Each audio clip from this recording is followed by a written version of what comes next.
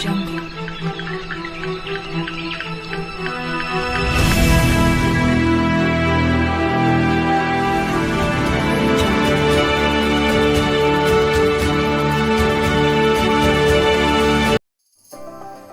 ಕನ್ನಡಿಗರೇ, ಈ ರಾಜ್ಯೋತ್ಸವದ ಈ ಸವಿಗಳಿಗೆಯಲ್ಲಿ ನಾವು ಒಂದು ಹೊಸ ಪ್ರಯತ್ನದೊಂದಿಗೆ ನಮ್ಮದೊಂದು ಹೊಸ ಯೂಟ್ಯೂಬ್ ಚಾನಲ್ನ ಶುರು ಮಾಡಿದ್ದೀವಿ.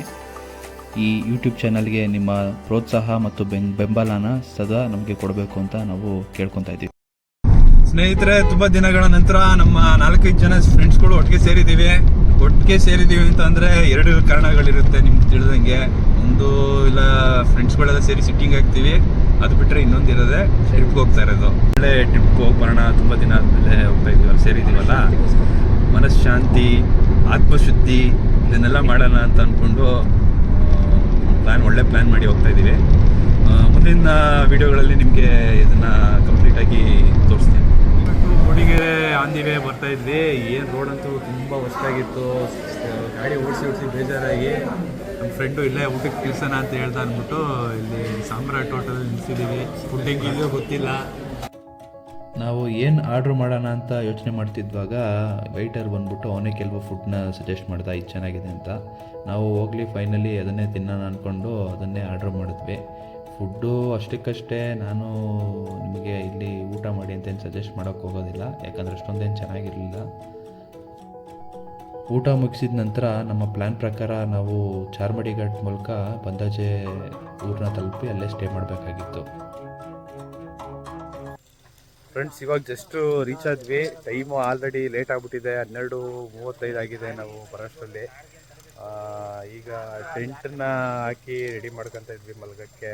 ಬೆಳಗ್ಗೆ ಒಂದು 7 o'clock ಅಷ್ಟೊತ್ತಿಗೆ ನಾವು ಟ್ರೆಕ್ಕಿಂಗ್ ಸ್ಟಾರ್ಟ್ ಮಾಡೋಣ ಅಂದ್ಕೊಂಡಿದ್ವಿ. ಟೆಂಟ್ ಹಾಕಕ್ಕೆ ಸ್ಟಾರ್ಟ್ ಮಾಡ್ತಾ ಇದ್ವಿ. ನಮ್ಮ ಬಾಯ್ಸ್ ಎಲ್ಲ ಫುಲ್ ರೆಡಿ ಆಗಿದ್ದಾರೆ.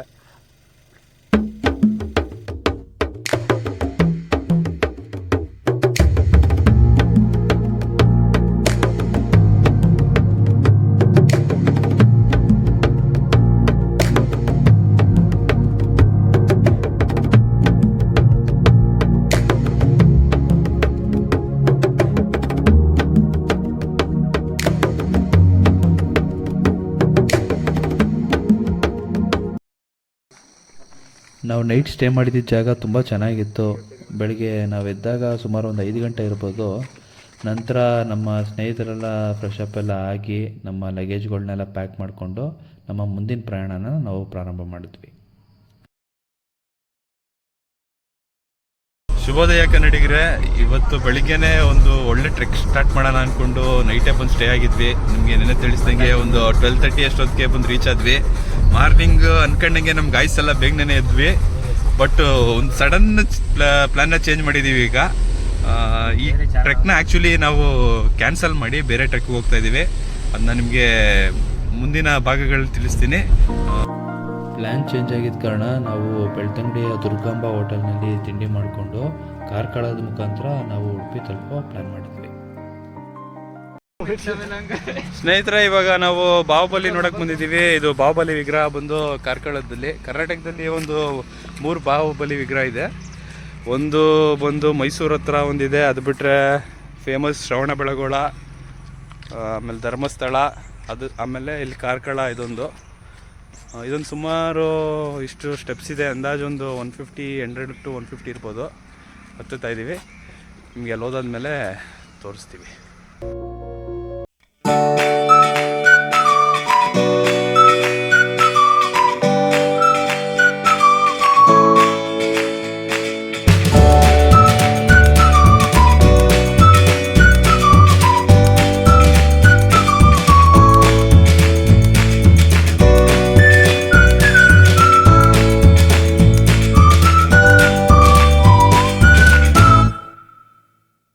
ಸುಮಾರು 42 ಅಡಿ ಇದ್ದು ಇದನ್ನು 1432ರಲ್ಲಿ ಸ್ಥಾಪಿಸಲಾಗಿದೆ ಅಂತ ಇಲ್ಲಿ ತಿಳಿದು ಬಂದಿದೆ ಸ್ನೇಹಿತರೆ.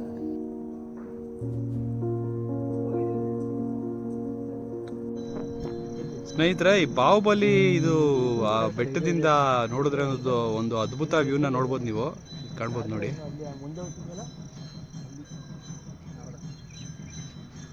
ಇಲ್ಲಿಂದ ಆಲ್ಮೋಸ್ಟ್ ನಾವು ಕಾರ್ಕಳ ಸಿಟಿ ಇದೆಯಲ್ಲ, ಅದನ್ನ ಕೂಡ ನೋಡ್ಬೋದಾಗಿದೆ.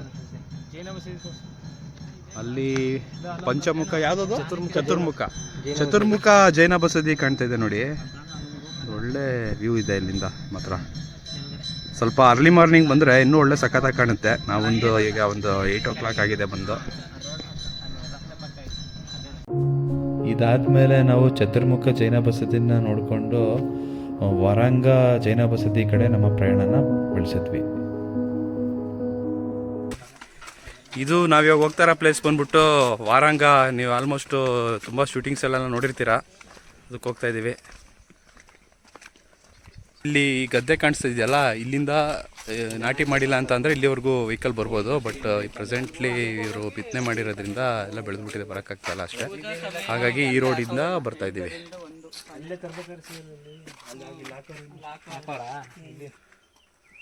ನೋಡಿ, ಇದು ಫೇಮಸ್ ವಾರಂಗ ಟೆಂಪಲ್, ಜೈನ್ ಟೆಂಪಲ್.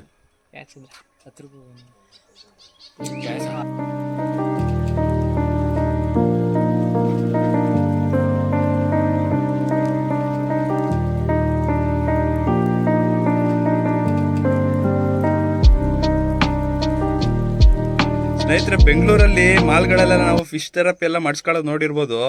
ಅದಕ್ಕೆ ಸುಮ್ಮನೆ 600-700 ರೂಪಾಯಿ ಎಲ್ಲ ಕೊಡ್ತೀವಿ. ಇಂಥ ಪ್ಲೇಸಲ್ಲಿ ಬಂದಾಗ ನಮ್ಮ ಅನಿಲ್ ಅವರು ಇಲ್ಲೇ ನ್ಯಾಚುರಲ್ ಫಿಶ್ ಥೆರಪಿನ ಮಾಡಿಸ್ಕೊತ ಇದ್ದಾರೆ. ನೋಡ್ಬೋದು ತುಂಬ ಮೀನುಗಳಿದೆ. ಹಂಗೆ ನಾವು ಲಾಸ್ಟ್ ಟೈಮ್ ನಮ್ಮ ಸ್ನೇಹಿತರೊಬ್ಬರು ಬಂದಿದ್ದಾಗ ಇಲ್ಲಿ ಹಾವುಗಳು ಜಾಸ್ತಿ ನೋಡಿದ್ದೀವಿ ಅಂತ ಹೇಳ್ತಾಯಿದ್ರು. ಇದೊಂದು ಜೈನ ಬಸದಿ ಬಂದು ಇದನ್ನು ಚತುರ್ಮುಖ ಬಸದಿ ಅಂತ ಕೂಡ ಕರೀತಾರೆ.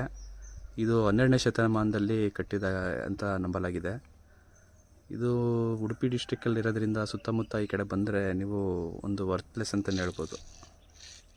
ಸ್ನೇಹಿತರೆ, ನಾವಿಲ್ಲಿ ಕೂಡ್ಲು ತೀರ್ಥ ಫಾಲ್ಸ್ಗೆ ಅಂತ ಬಂದ್ವಿ. ನೋಡಿದ್ರೆ ಇಲ್ಲಿ ಮಳೆ ಈ ವೆಸ್ಟರ್ನ್ ಘಾಟ್ಸಲ್ಲಿ ಅನ್ಎಕ್ಸ್ಪೆಕ್ಟೆಡ್ ಆಗಿ ಜಾಸ್ತಿ ನೀರು ಬರುತ್ತೆ ಅಂತ ಅಂದ್ಬಿಟ್ಟು ಅಲ್ಲಿ ಯಾರೂ ಬಿಡ್ತಾ ಇಲ್ಲ. ದಯವಿಟ್ಟು ನೀವು ಆದರೂ ಅಷ್ಟೇ ಈ ಕಡೆ ಬಂದರೆ ಹೋಗ್ಬಿಡಿ, ತುಂಬ ಮಳೆ ಬರ್ತಾ ಇದೆ ಅಂತ ಹೇಳಿದ್ರು. ಹಾಗಾಗಿ ನಾವು ಮಿಸ್ ಆಗಿ ಆಯ್ತಲ್ಲ ಅಂತ ಒಂದು ಬೇಜಾರಲ್ಲಿದ್ವಿ. ಬಟ್ ನಮಗೆ ಅದು ಸೀತಾ ನದಿ, ಪವಿತ್ರವಾದ ಈ ಸೀತಾ ನದಿ ಸಿಕ್ತು. ಈಗ ಒಳ್ಳೆ ವ್ಯೂ ಇದೆ. ಇಲ್ಲಿ ಆಟ ಆಡೋಣ ಅಂತ ಬಂದ್ವಿ. ನಮ್ಮ ಗಾಯ್ಸ್ ಎಲ್ಲ ಇಲ್ಲಿ ಫುಲ್ ಆಲ್ರೆಡಿ ಸ್ಟಾರ್ಟ್ ಮಾಡಿದ್ದಾರೆ. ನಾನು ಇನ್ನೇನು ಕೆಲವೇ ಕ್ಷಣದಲ್ಲಿ ಬೀಳ್ತಾ ಇದ್ದೀನಿ. ಎಲ್ಲ ಫುಲ್ ಕೋಲ್ಡ್ ಇದೆ, ಒಳ್ಳೆ ಫ್ರೆಶ್ ವಾಟ್ರು. Thank you. ಈ ಸೀತಾ ನದಿಯು ಪಶ್ಚಿಮ ದಿಕ್ಕಿಗೆ ಹರಿಯುವ ನದಿಗಳಲ್ಲಿ ಒಂದಾಗಿದ್ದು ತುಂಗಾ ನದಿಯ ಉಪನದಿ. ಇದು ಪಶ್ಚಿಮ ಘಟ್ಟದಲ್ಲಿ ಹುಟ್ಟಿ ಅರಬ್ಬಿ ಸಮುದ್ರ ಸೇರುವ ಮಧ್ಯದಲ್ಲಿ ಬರ್ಕಾನಾ ಫಾಲ್ಸು ಮತ್ತು ಕೂಡ್ಲು ತೀರ್ಥ ಜಲಪಾತನ ಸೃಷ್ಟಿಸಿದೆ.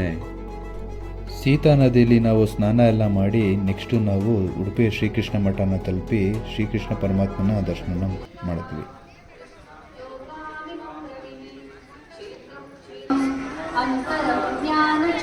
ಕೈ ತೊಳೆಯೋಕ್ಕೆ ಕೇಳ್ಕೊಂಬಂದು ಅಲ್ಲೊಂಚೂರು ಕೈ ತೊಳ್ಕೊಂಡೋಣ. ಶುದ್ಧ ನೀರು.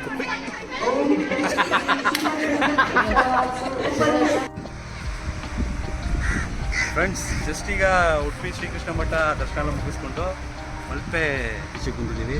ಇವಾಗ ಅವರ way to Saint Mary's island.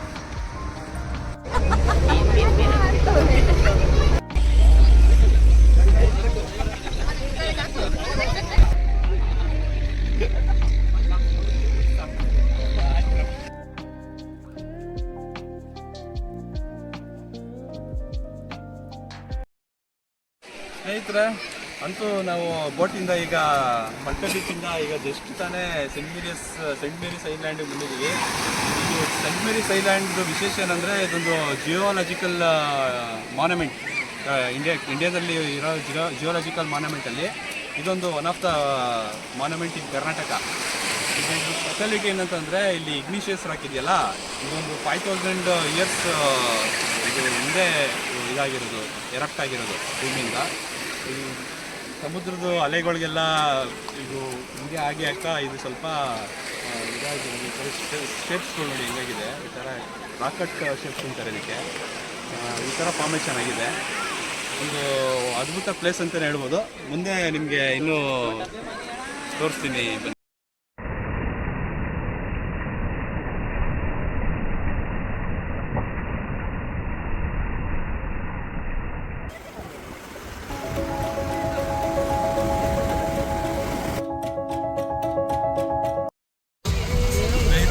ಭರ್ಜರಿ ಮಳೆ ಆಗ್ತಾ ಇದೆ ಮಾತ್ರ. ನಾವು ನಾವು ಮಂಗಳೂರಲ್ಲಿ ಈ ಥರ ಮಳೆ ಆಗುತ್ತೆ ಅಂತ ನಾವು ನೋಡಿರ್ಲಿಲ್ಲ. ಅಂದರೆ ಕೇಳಿದ್ವಿ ಅಷ್ಟೇ, ಪೇಪರ್ನೆಲ್ಲ ಓದಿದ್ವಿ ಭರ್ಜರಿ ಮಳೆ ಆಗುತ್ತೆ, ಇಷ್ಟು ಸೆಂಟಿಮೀಟರು ಇಷ್ಟು ಮಳೆ ಆಯಿತು ಅಂತೆಲ್ಲ ಕೇಳಿದ್ವಿ. ಇವತ್ತು ಮಾತ್ರ ಅಸಮ್ಮಾಗಿ ಆಗ್ತಾಯಿದೆ ಮಳೆ. ನಾವು ಟೆಂಟ್ ಹಾಕೋಣ ಅಂತ ಪ್ಲ್ಯಾನ್ ಮಾಡಿದ್ವಿ, ನೋಡಿದ್ರೆ ಈ ಮಳೆಯಲ್ಲಿ ಟೆಂಟ್ ಹಾಕೋಕ್ಕಂತೂ ಸಾಧ್ಯನೇ ಇಲ್ಲ. ಹಾಗಾಗಿ ಅವರ ರೂಮ್ ಮಾಡಬೇಕು, ಇಲ್ಲಾಂದರೆ ಹೋಮ್ ಸ್ಟೇ ಮಾಡಬೇಕು ಯಾವ್ದಾರಂತ ಪ್ಲ್ಯಾನ್ ಮಾಡ್ತಾ ಇದ್ದೀವಿ. ನೋಡಲ್ಲ ಹೆಂಗ್ ನೋಡಿ ಅಪ್ಪ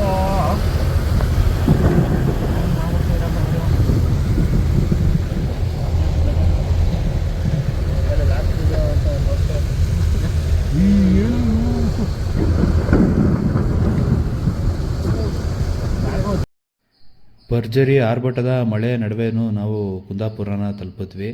ಅಲ್ಲಿ ಫೇಮಸ್ ಶೆಟ್ಟೀಸ್ ಹೋಮ್ ಲಂಚ್ನಲ್ಲಿ ಊಟ ಮಾಡಿ ಅಲ್ಲೇ ಕುಂದಾಪುರದಲ್ಲೇ ನಾವು ಸ್ಟೇ ಮಾಡಿದ್ವಿ. ಅಲ್ಲಿಗೆ ನಮ್ಮ ಮೊದಲನೇ ದಿನದ ಪ್ರವಾಸ ಮುಗೀತು.